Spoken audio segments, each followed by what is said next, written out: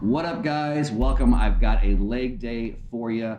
Before I show you all my awesome leg day stuff, please don't forget to do the YouTube thing. Like, subscribe, get down in the comment section, talk about whatever you want. Safe space. Anyway, so today, just a teeny bit of context for the leg day. It is right now kind of in a little bit of an in-between spot for myself and Terrence. My training always follows Terrence, but Terrence has basically been on a little bit of kind of a recovery phase. And some of it obviously is a planned recovery phase, just coming off of the Olympia, starting to get ready for next season. And some of it's just normal life stuff. Obviously, we've had Thanksgiving. We're having Christmas coming up. He's got family stuff going on, some travel going on. I do the same. So we just kind of let things naturally be a little bit more relaxed right now. So our leg training today, you'll see obviously we're still going to try and get some work done. So there'll be some hard sets in there. But overall, this isn't going to be the most brutal leg day ever. Something that I wanted to kind of show that I've been doing a little bit different, and the big asterisk for this is going to be some of my warm-up stuff. So if you guys haven't seen already, I think Trevor, we posted like a leg warm-up before. We did a whole one. So I'm going to link up here. I'm not going to link shit. Trevor's going to link up here, like what I typically do for some kind of activation stuff. So I'm looking at more individual joints, and that's stuff that I think everyone can benefit from before they train, specifically before a leg day. But I'm going to do something very specific to my needs, and hopefully will help someone else as well too. I do not recommend this for everybody, because if you don't have these specific knee issues you're working around or working through, this will accumulate a little bit more fatigue than you would necessarily need before you start training, meaning that it could reduce your output a little bit. Now, for me, that's fine because I'm not really setting PRs anymore, and also I'm just trying to be able to train relatively pain-free while potentially decreasing any more accumulation of issues that I have. So my specific issue that I have is in my patellofemoral joint. I have some crepitus occurring. So probably most likely what that is. So this isn't the same as joint cracking. It's not like my knuckles cracking. It's more of almost like a grinding. So if we go through a range of motion, we go on a leg extension, before I warm up, right as I'm starting, we'll probably be able to hear it. We'll see if we can audibly hear the sound of my knees. It's not pretty, but there's a lot of like crunching and grinding as I go through the range of motion.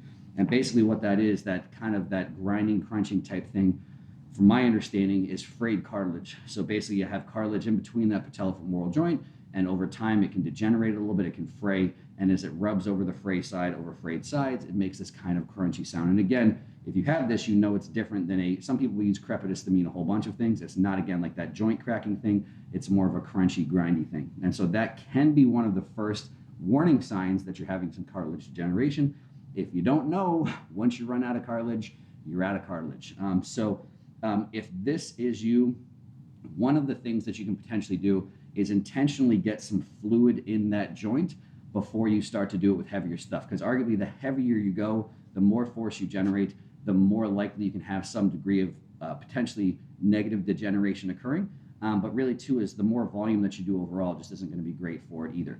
But if you can actually intentionally create some fluid in there, like if you've ever trained and you have that going on, you can notice that at the start of a workout, it's more crunchy, it's more audibly loud, and at the end of the workout, less so. Because if you actually create some fluid in that space where it's basically bone on bone or cartilage on cartilage connected to obviously bones, if you actually create some space in there, you will actually not have as much fraying occur. And you can actually keep those a little bit more apart intentionally with fluid. So how do you get fluid in there? Anytime you're contracting muscle, there's going to be some byproduct. There's going to be stuff moving around in there. And so again, if we can intentionally build up some byproduct before you go train, this could help. And I'm saying potentially a shit ton because I don't want to pretend this is the exact perfect cure fix. This is shit that I'm doing. I found this stuff can help other people with similar things. But again, that's how all of this is. I'm not diagnosing your shit. I'm not treating your shit. I'm saying this is what I'm doing. If you want to do this too, have at it. So the method that I found that I like, because again, I'm the same as everyone else. I don't want to accumulate a ton of fatigue, right? I want to have some byproduct in there. I want to help, hopefully, one, be able to train pain-free, but two, hopefully not have degeneration happening faster than it's already happened. Someone's going to ask, why are my knees like this? Before I ever trained, I played a shit ton, a lot of soccer, so that was my main sport. So my right knee had some of it more than the other because I was very right leg dominant. And I already had a little bit of that even in kind of my late teens, early 20s. And then, of course, I have exacerbated just from training the way that bodybuilders train, just doing hard, brutal leg sessions for a couple decades plus. And I can make the argument, you can see my kneecap is not huge. I have relatively small joints, so my patella is actually pretty small. And I could make the argument that having small joints, having small patella, is not great for joint longevity either. Because, again, for how much force I want to generate for my quads to grow, it's going to be distributed over a surface area. The smaller the surface area with a given amount of force, arguably it's just going to degenerate faster. Whereas if you have a larger surface area with the same amount of force, it's going to be more evenly spread and arguably would degenerate slower. And again, all this stuff this is most likely what's happening. I mean, this is stuff that would be, if you want to use the word prove, like people like to say prove, science proves. As soon as somebody says science proves, they're an idiot. So I'm not saying this is all definitive. This is exactly how things are happening. This is most likely what's happened. So the method that I like to do is BFR. The reason I like BFR is because I'm not allowing stuff to basically flow back out as well. That's the main thing that you're trying to do, is obviously you can still have it not so tight that you can still pump blood into the area, but byproduct can't escape as well. So I'm trying to intentionally accumulate stuff in there. And I'm not really trying to accumulate it with the goal of hypertrophy, although that can potentially happen in certain populations with BFR. I'm trying to do it so I can accumulate that stuff while using lighter loads, so I'm not actually doing much that's taxing on my nervous system. I shouldn't be taking away a whole lot of output later in the workouts. So this isn't a BFR tutorial, but if you want, so again, I don't have any affiliation, but I think this company is, there you go, BFR Bands. So if you just type in BFR Bands, I like these. They're pretty good. They're not like the most amazing thing in the universe, but they're leg ones. So I would recommend, if you want to do this, get leg ones. The nice part about getting leg ones is you can use them for your arms as well too. So if you want one pair of BFR bands, get the leg ones. As far as setup is concerned in here, get it right up in your junk. So don't actually BFR your junk. I haven't tried this, I promise, because it's not going to make your junk any bigger. Maybe it'll make some other stuff hypertrophy, but I've never read any junk research. So don't BFR your junk. I think that wouldn't feel good. Take this up as high as you can. And then from there, you really do want to go as tight as you can go. So again, that's the beauty. I like these ones because they have Velcro in multiple spots. So they actually cinch down a little bit easier than some.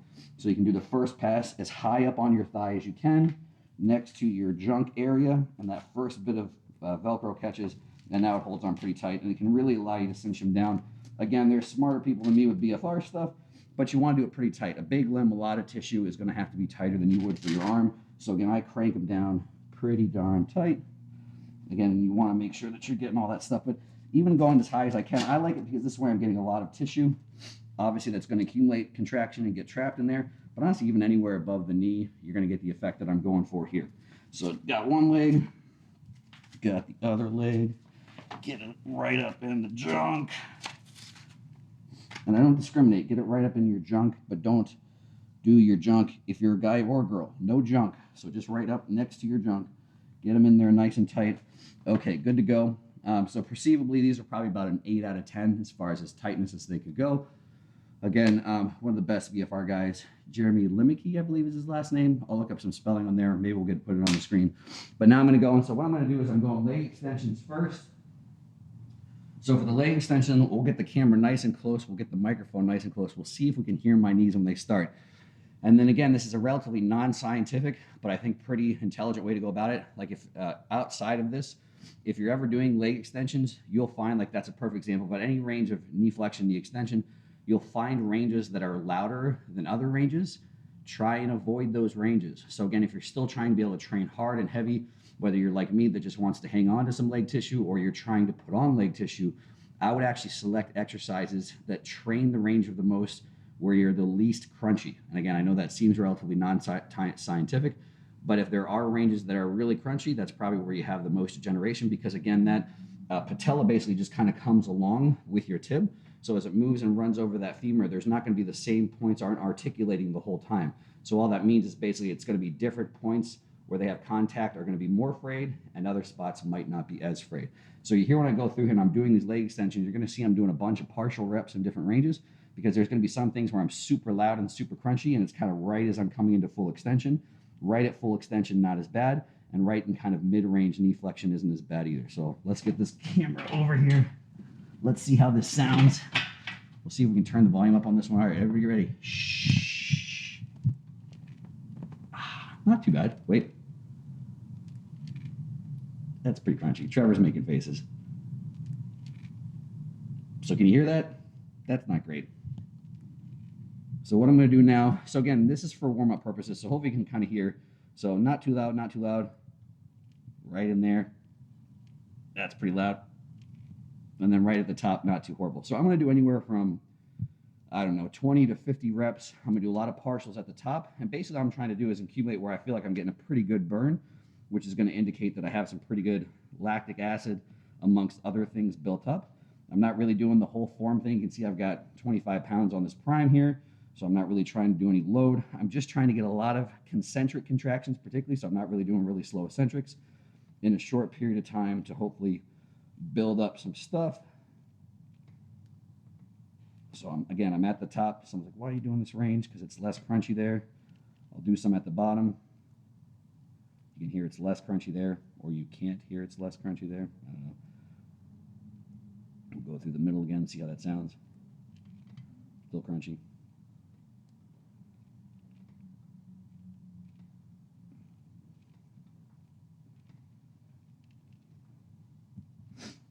All right, we're somewhere around a bajillion reps now.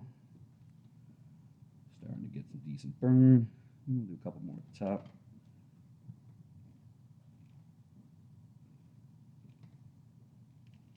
Like I said, you can hear my theory is, because I was so right leg dominant soccer, the right leg is much more crunchy than the left. Again, not to have too much technical jargon, crunchy. I'm going to go right here into the leg curl next. So again, not really about warming up the hamstrings or about warming up the quads per se. More so about I'll just take whatever kind of fluid buildup I can get.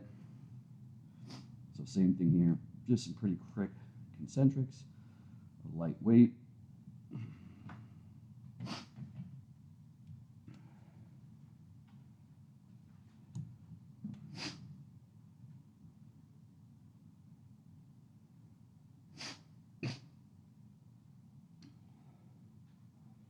Same thing, just anecdotally go until I got a burn.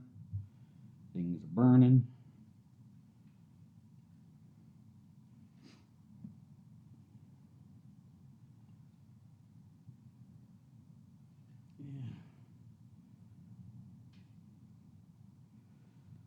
And we're pretty burned.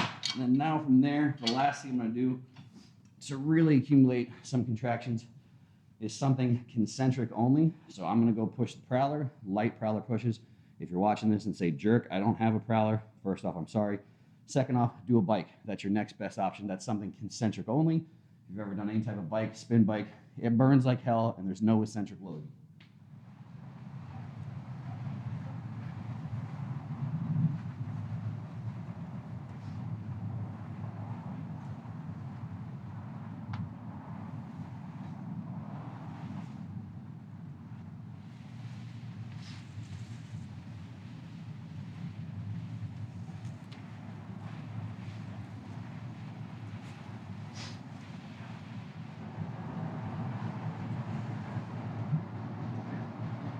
All right, so that is that. That is the old man knee warm up. Again, that's not for my knee joint. That's for my patellofemoral joint. It probably won't provide as much benefit for other knee pathology issues that you have going on. But if you got the crunchy knees, like I've got the crunchy knees, this can be a great thing to do. And again, in case you didn't hear it, prowler, the whole point is a lot of concentrics back to back to back. Concentrics are much less taxing, especially from a muscle damage standpoint. So again, I really shouldn't have too much fatigue, any muscle damage occurring from this. And if you don't have the prowler, again, get on the bike, spin bike, 60 seconds, hard-ish, should be good to go. See how that helps your knees for your next leg workout.